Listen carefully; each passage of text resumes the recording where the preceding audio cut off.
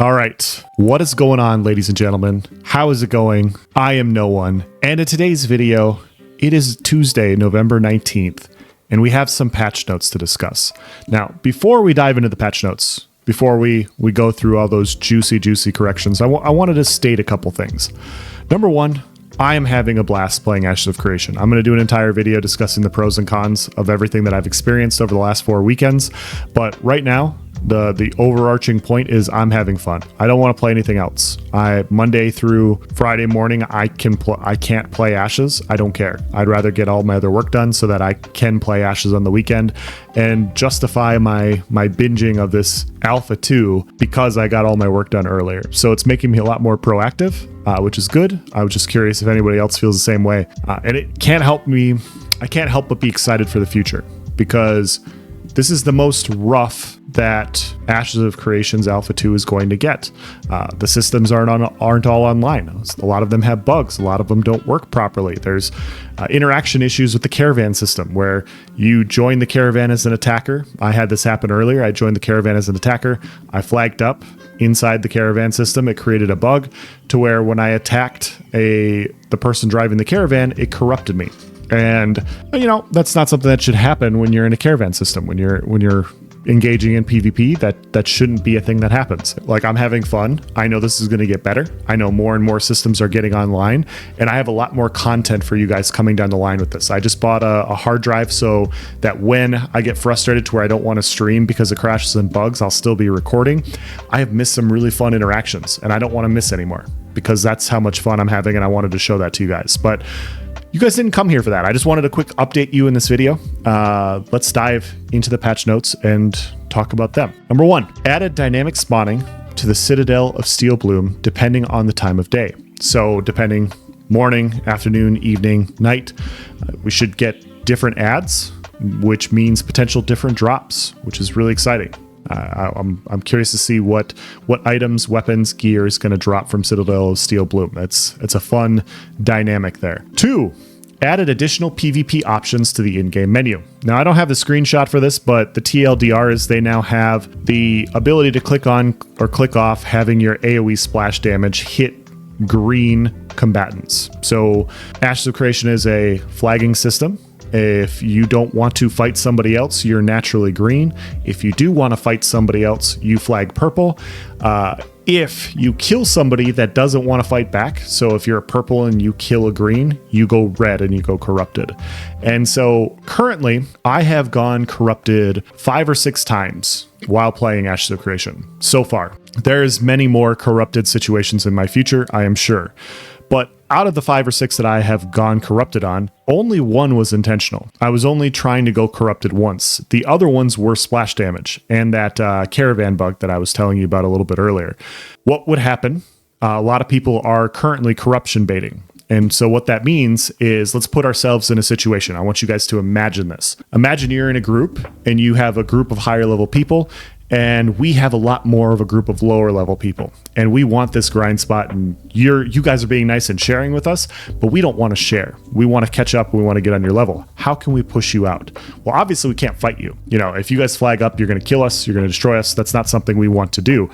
Also, we don't want to share. But what we can do is one of us can flag up. And so I get nominated. I'm the lowest level in my group. I flag up against one of you guys and I start attacking you. Now, I don't want to kill you because I don't want to go corrupted and lose gear and deal with having to grind all that off. I want you to attack me. And you being a level 15 or level 16 versus my level 8, I look like fresh meat. I look like an easy kill. Only one of me is flagged up. It's easy, right? So you attack me, and I weave in and out of all the people in my group that are non-combatants. And your splash damage ends up killing one of them.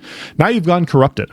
And if you go corrupted, you drop 2 to 3 pieces of equipped items upon death. And so now you going corrupted gives my group a chance to get free gear. And it also forces you out. So if you don't want to die and you don't want to drop 2 or 3 pieces, you have to leave to go grind it off. And that helps force you out, people in your group may go with you.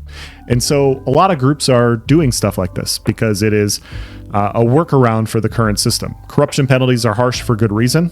We only have a couple months of this first phase of Alpha 2, and a lot of people are going kill happy. Well, I've already talked about that in other videos, so it makes sense that the penalties are harsh. But because the penalties are harsh, people are engaging in nefarious means to bypass the system, and this is one of them. And so the TLDR for all of this allows that to potentially not happen if it works properly. Basically, if I were to flag up against you and you have this ticked to where you don't splash damage green enemies, you're just going to slaughter me and make fun of me, and no longer will I be able to corruption bait you and kick you out. I will actually have to use skill in game in order to beat you, which I think is a good thing. Next one. Updated some tooltip text. Fixed a bug related to election cycle timing and realm downtime. Fixed a bug causing the Palace Cat Mount to have an incorrect maximum health. Fixed a bug causing Tumok to become unresponsive when attempting to leash in certain situations. Fixed a bug causing the node tax payment pop-up to open even after taxes have been paid. That one has to be really annoying. Fixed an exploit allowing storage items to become duped. From what I have heard, there have been quite a few duping bugs, and Intrepid is just so quick in knocking these out, and I think it's really cool to see. The name of the game so far is I haven't even been doing patch notes for a week yet, and this is already my third patch notes video that I have posted. Like, this is how quick they are in making these adjustments. Fix the bug causing cargo storage to become invisible until relogin. That would be a huge pain in the ass for caravans. You don't want to log out and then come back and people are attacking it and taking it. So yeah, good change. Fix the vendor gold exploit when attempting to sell duped items. Once again, a very good fix. And then fix the bug causing the unstuck command to sometimes not work, and fix some server crashes. So overall, the game keeps getting better.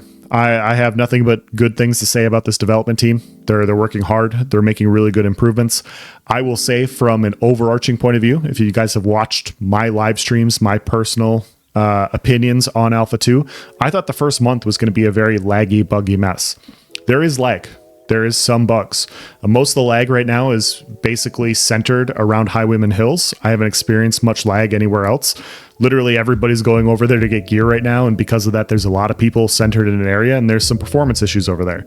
Not in the bedroom, in game. Outside of that, performance for me has worked just about everywhere. I've crashed a couple times. One of the bugs I had this last weekend, I had a couple of my hotkeys literally disable, and when I logged back in, I didn't know. And so I couldn't access my map. I couldn't access my character sheet. My light up attacks also disappeared. Like, all these things wiped away, and I didn't know what the fix was. It took me like an hour to figure it out because I bought a new mouse, and so I wasn't sure if it was my mouse or if it was the game or whatever. It took me a long time.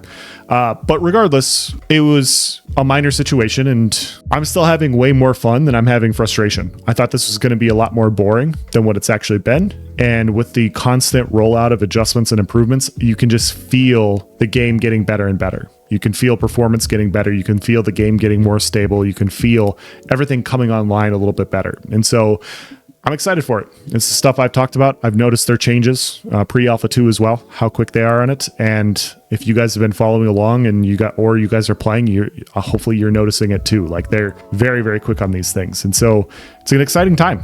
It's an exciting time to be an Ashes of Creation Alpha 2 enjoyer.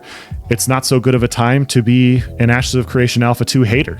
I mean, there are a few people that just love to comment on every single video, and sucks for you guys right now. It sucks for you to see something that you hate so much getting better, but it is what it is. Keep fighting that good fight. You'll get there. I'm gonna end this video here. If you guys have any questions or comments, please provide in the section below. I will do my best to answer it. As always, guys, thank you for watching. Have a nice day.